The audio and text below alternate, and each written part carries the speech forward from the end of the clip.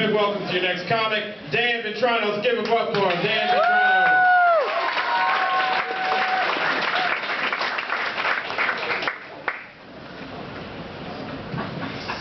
Hello, how are you guys? Hey. Okay, so I was walking and I saw a poster for a missing dog. This is what it said. It said, "Hi, have you seen me? My name's Pepper. Reward, up to $1,000? Up to..." Doesn't that kind of make it sound like there's just pieces of the dog scattered around the city? You just go around collecting them and then show up at somebody's doorstep holding like a tail and a piece of a snout and be like, "Hey, I'd like to have these appraised." Right. Also, I think it's kind of cool that it's written in first person, you know, kind of silly. It's like, "Hi, my name is Pepper." Like, what am I supposed to believe, that there's a dog just wandering the streets, malnourished, making posters, a suitcase full of up to $1,000 award money? Have you seen me? Like, I don't know. You're probably at Kinko's. That's where you go to make posters. Okay, so, well,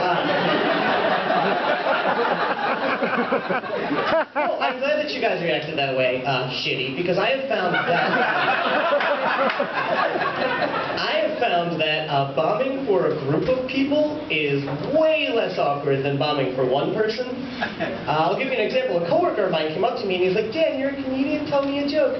Very feminine guy. And so I told him that dog joke that I just told you guys, and he was just responding to the punchlines as if they were articles of the news. I was like, "Oh, up to $1,000, that makes sound like there's pieces of the dog scattered around the city." He's like, "Oh, no way, really?" Interesting. Then he tried suggesting new punchlines, you know, which is always fun. I was like, "What is there, a dog wandering the streets, malnourished, a suitcase full of up to $1,000 award money?" He's like, "You know, you should make it a suitcase full of drugs." Funnier. "Drugs? It's a dog. What?" He's like, "Well, why would a dog have a suitcase full of his own reward money? It's kind of stupid. I mean, what is he trying to find himself?" "Fine, we both lose. So can you cover my shift on Friday?" I lose. I dated this girl for a really long time. I know, right? And she would always say,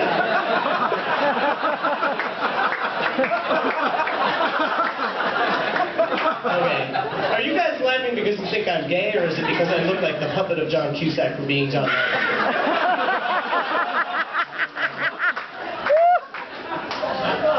Anyway, I dated this girl for a while, and I was wearing glasses at the time, and she would always say, "Dan, you look so much cuter without your glasses. So much sexier when you're not wearing your glasses." And I eventually told her that my glasses are a disability, and I need them to see. You wouldn't come up to me if I was in a wheelchair and say, "You could be so much taller." You just stood up and maybe walked around. That's cute. Comment. Crippled people jokes. That's cute. Adorable.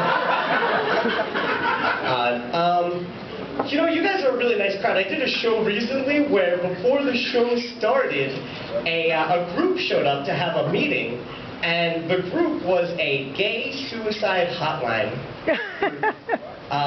So it was like they were the opening act. But I'm sitting there thinking, like, why is there a gay suicide hotline? Is there a need for one to appeal to a specific demographic? Like, what is there, one where you call and you're like, "I'm thinking about killing myself." And they're like, "No, no, no, that's awful. You should never do that. You should always think twice." And whoa, before we go any further, I'm going to have to classify you, make sure you call the right phone number. So I'm not trying to talk any gay shit. This is the Westboro Baptist Suicide Hotline. Sure, I could transfer you. They would never be that nice.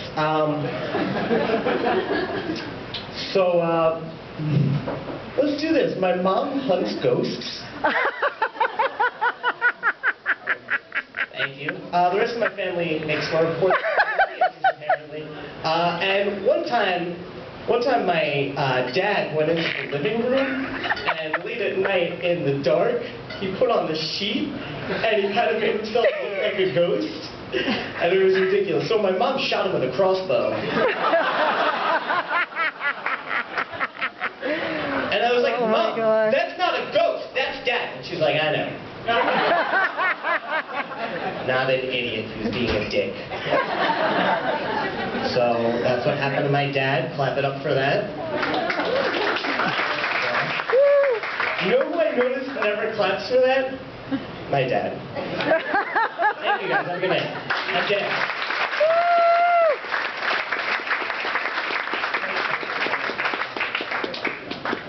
Hey, keep it going for Dan Vetrano. Let's hear it for him. Dan Vetrano.